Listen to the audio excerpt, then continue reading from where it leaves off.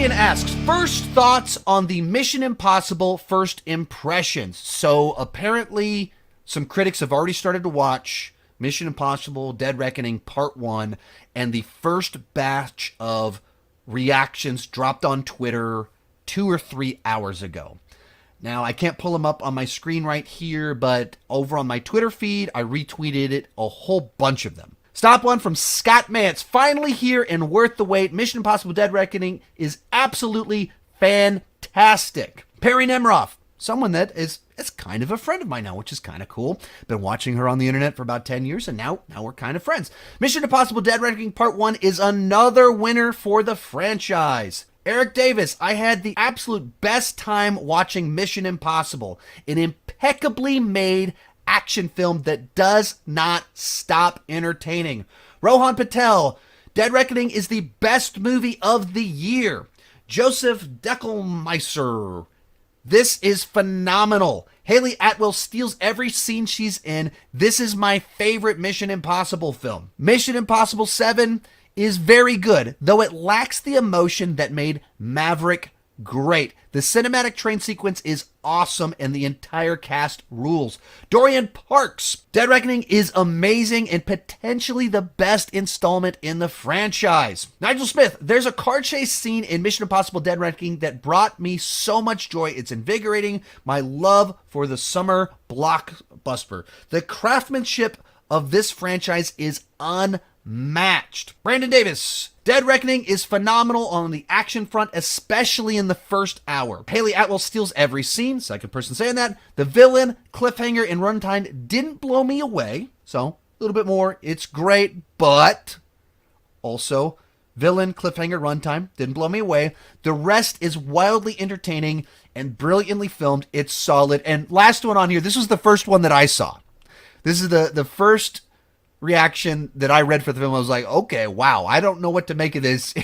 It's a doozy. Scott Mendelson, Mission Impossible 7 is a big letdown. So everyone else was very positive on it. He's the one person that I saw that was distinctly negative. Wonky dialogue, oddly broad acting, and narrative contrivances, shortcuts that seemed like COVID-related issues. And he says that's being generous, implying that there's some stuff in the story that's a little bit clunky with the way the story moved and some excuses for why things happened. And he's using COVID. Maybe, potentially, COVID is the reason that happened, that there were some issues in the construction or making of the film that made it so that they couldn't do what they wanted to do, so they had to cheat some points to fit the pieces together.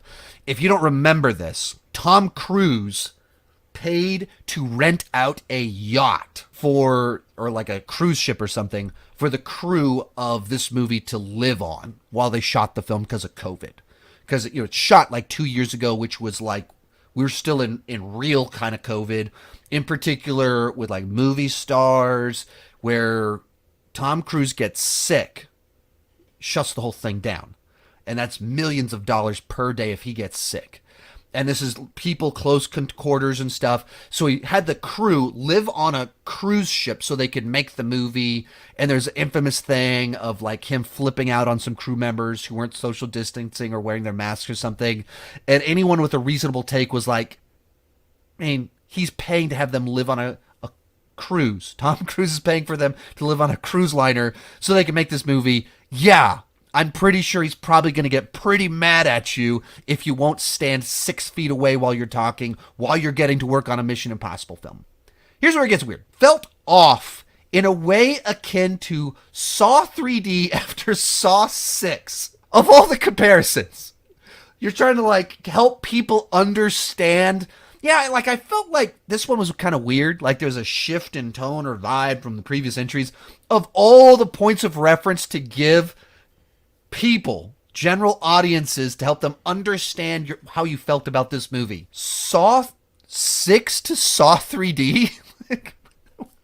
I don't even know what that means. Like, I don't know what he's saying, because like Saw 6 was already after the franchise had fallen off and gotten weird and contrived and wonky as can be. And he goes, from Saw 6. It got weird after that to Saw 3D. Anyway, I literally don't really know what he means by that. And for the sake of the industry, I hope I'm in the minority. So he didn't want to dislike it. He's not trying to dunk on it or anything like that. But the movie didn't work for him. And it felt weird. And like I said, he lists off everything outside of the action, it sounds like he didn't think worked. Of course, the action's awesome. No one on the planet is like, I really think that Mission Impossible 7 might have second-rate action. No one's nervous about that. At the same time, I don't know how many people also are terribly concerned about the stuff that he brought because they're showing up for the action. This is going to be an awesome year for action. Like, after John Wick 4, obviously an incredible showcase for practical stunt work, awesome effects, amazing choreography, top of the craft. Then this weekend, Extraction 2. It's just as good at the craft as John Wick 4. John Wick 4 is a lot more stylized, has the world building, so I think it has stuff that'll elevate it. It stands out more because there's more things to engage with John Wick 4. But when you're just talking about the craft of doing awesome action that is filmed, choreographed wonderfully, with a star and a director committed to pushing the genre forward, Extraction 2 is doing that just as much as John Wick 4. And in different ways. It's much more visceral. It's not as stylized. And of course, Tom Cruise is going to deliver. So we're going to get 3 different top-notch, fantastic action movies this year with incredible craft. I'm excited about that. So what are my thoughts on the first impressions? Well, I guess is what I just said. There's only one person that was negative on it. I don't know what to make of that when everyone else is like, it's fantastic. And one guy goes, it was kind of weird. It was weird. It was off. It's like, there's a lot of people calling it the best best entry. Some of that's early hype. Some of that, all of these movies they deliver the goods that you showed up for. And so it's been 5 years since I left the theater for Fallout, and I will have just left you just left the theater for this one. So you're still on the high of like, wow, it wowed me. You haven't been wowed by Fallout in 5 years. And then what was it, 3-4 years before that was Rogue Nation, when it wowed you. So I think some of that factors into it. It sounds like the franchise is still full speed ahead. When you have a limited number of reactions and one of them is like, it's not good. Not talking about the action. All the franchise fans, it's going to have great reviews. People are going to love it. But it's like Fallout is like a 97, 98% of Rotten Tomatoes. Just when you have this guy Scott Mendelson already popping up saying, nah, this one's not working on a story level. It's probably going to, drop down to something catastrophic, like 90%. Like, I would guess it's going to be something like that. It's still going to be fantastic, but not the insane levels of Fallout, which was wild that the 6th movie in a franchise would have over 95% on Rotten Tomatoes. Most of these clips are pulled from my weekly Patreon live stream. Join at any level and you can join the chat and ask all the questions you want. That's for as little as $2 per month. For $5 per month, you can get your name on my end card. For $25 per month, you can have a monthly video chat with me. Link is in the description for more details, and keep talking movies and TV too much.